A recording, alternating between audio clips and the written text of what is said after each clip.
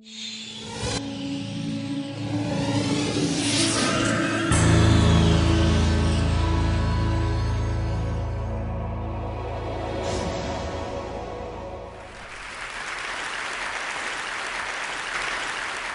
I want you to look at children who become suicide bombers through a completely different lens. In 2009, there were 500 bomb blasts across Pakistan.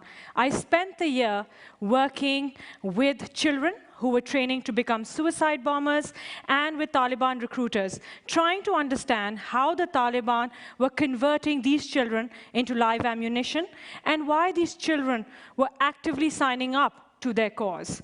I want you to watch a short video from my latest documentary film, Children of the Taliban.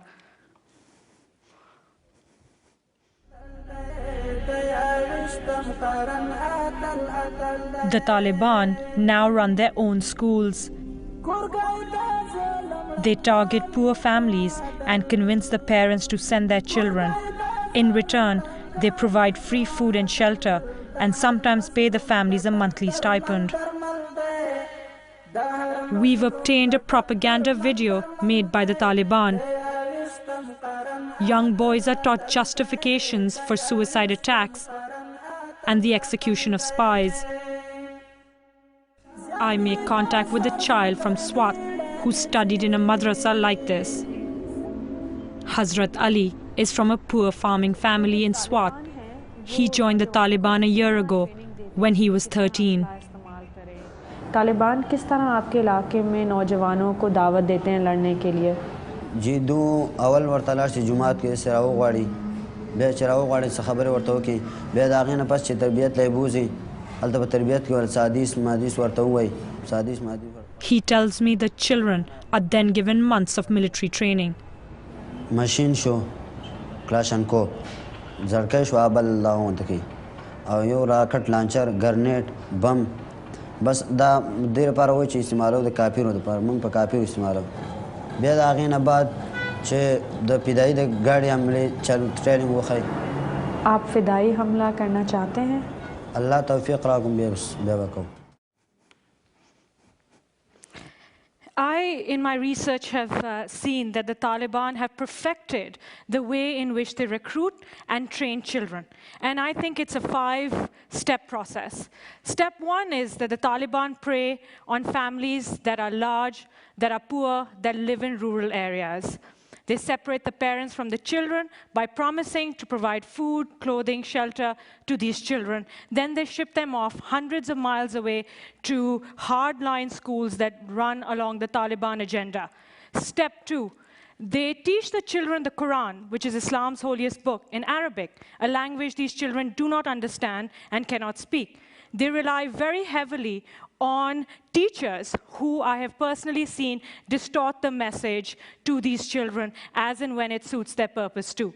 These children are explicitly forbidden from reading newspapers, listening to radio, reading any books that the teachers do not prescribe them. If any child is found violating these rules, he is severely reprimanded. Effectively, the Taliban create a complete blackout of any other source of information for these children.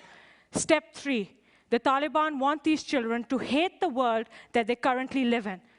So they beat these children. I have seen it. They feed them twice a day dry bread and water. They rarely allow them to play games. They tell them that for 8 hours at a time, all they have to do is read the Quran. The children are virtual prisoners. They cannot leave. They cannot go home. Their parents are so poor, they have no resources to get them back. Step 4, the older members of the Taliban, the fighters, start talking to the younger boys about the glories of martyrdom. They talk to them about how, when they die, they will be received up with lakes of honey and milk, how there will be 72 virgins waiting for them in paradise, how there will be unlimited food, and how this glory is going to propel them to become heroes in their neighborhoods. Effectively, this is the brainwashing process that has begun. Step 5, I believe the Taliban have one of the most effective means of propaganda. Their videos that they use are intercut with photographs of men and women and children dying in Iraq, in Afghanistan, and in Pakistan. And the basic message is that the Western powers do not care about civilian deaths. So those people who live in areas and support governments that work with Western powers are fair game. That's why Pakistani civilians, over 6,000 of whom have been killed in the last 2 years alone, are fair game. Now these children are primed to become suicide bombers. They're ready to go out and fight because they've been told that this is effectively their only way to glorify Islam. I want you to watch another excerpt from the film. This boy is called Zainullah. He blew himself up, killing 6. This boy is called Sadiq. He killed 22. This boy is called Masood. He killed 28. The Taliban are running suicide schools, preparing a generation of boys for atrocities against civilians. आप समझते हैं कि आप कभी फ़िदाई हमला करना चाहेंगे?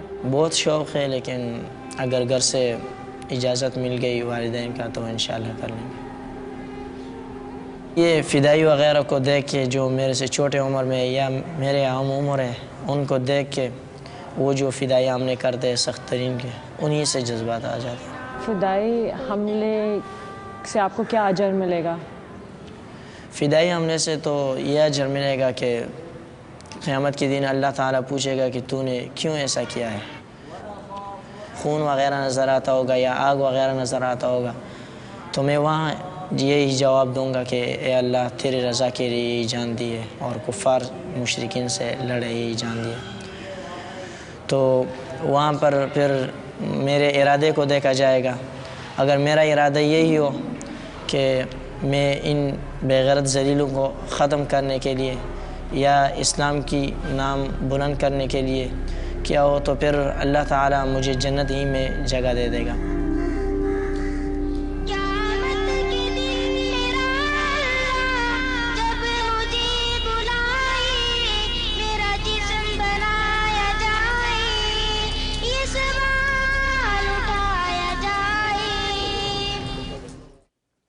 I leave you all with this thought. If you grew up in these circumstances, faced with these choices, would you choose to live in this world or in the glorious afterlife? As one Taliban recruiter told me, there will always be sacrificial lambs in this war. Thank you.